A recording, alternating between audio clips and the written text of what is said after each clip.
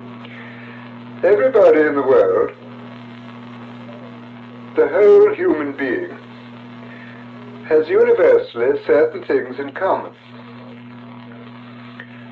White man, red man, black man, yellow man, brown man, they all show pleasure or happiness just in the same manner, and that applies to many other instinctive functions as well. They weep or laugh in the same way. Nowhere are these things different among human beings. So there must have been initially something common to all people. And he quotes three things which everybody in the world wants and has always wanted. The first is a thirst for knowledge. Everybody wants knowledge in this direction or that. It is in human nature that it must have knowledge, and always bigger and wider knowledge. The second want is that a happy moment, happiness or pleasure, should endure forever. People have always wanted good moments to last. They have wanted eternal happiness with all the resources for happiness. The third is the instinct of self-preservation, the desire that he himself should remain forever. No man wants to die. And even if a man is prepared for the death of the body, he would like to live on in fame or remembrance. He would like something of himself to remain forever. Ask yourself the question, is not perhaps your deepest fear that the whole of you might be blotted out of the book of life forever?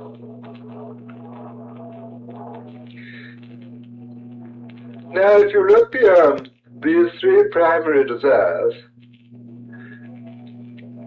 you will see that this is what is expressed in the three Indian words, Sat, Chit, Ananda, the three qualities of God. Sat means eternal truth, that which exists forever. Chit means consciousness or awareness. Ananda means happiness. Those three together are what everybody has always wanted. It is this that the system of meditation leads to, and is the most direct method possible for any man, for all men alike. This is also the inner meaning of all religion, whatever their external forms. And this is what is provided by a system of knowledge, just that knowledge necessary about the structure and nature of man and his place in the world to take him to the realization of his full possibilities.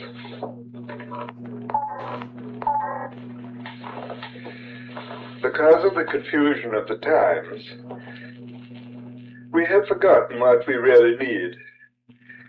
We simply look for the outside. We don't look inside. If we go a little further within, past the threshold, we may enter the domain of Sat, Chit, Ananda by ourselves. Again, in the world we look for the form, We look for beauty of form. What is beauty? We want to contemplate it. But can we? Do we have the power to see the beauty always in everything? And can the beauty stay the same forever? It is always changing. But the higher or divine self, the Atman, which is within every man, does not change. Everything else changes. Everything else belongs to the Maya, the illusion, and is always changing. But if you look inside, you see the eternal beauty, and the eternal change remains outside. Then we put the question, what is the meaning of Sanatan? He replied, the word Sanatan is made up of two words, Sada and Tan. Tan means the body, the inner body. Sada means eternal. So Sanatan means the body of eternal religion.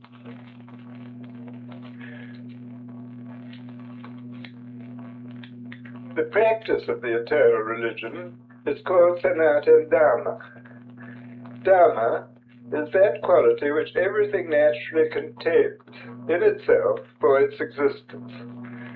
That is the intrinsic goodness of everything and the natural laws which govern it.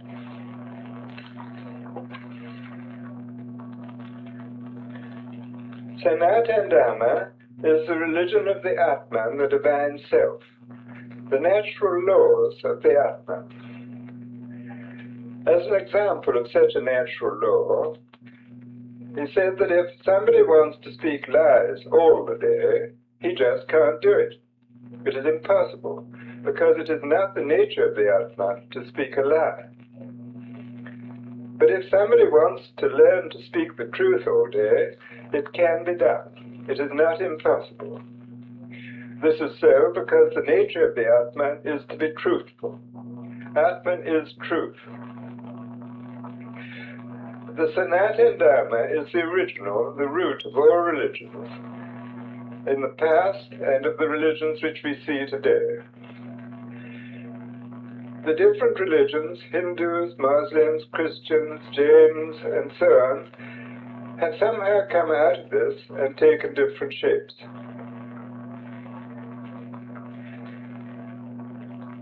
Also, with the help of the great man, lesser men contrive to be helped on their way. So with the help of the Atman and the religion of the Atman, any other religion can also benefit. The original, which is eternal, without beginning and without end, will go on.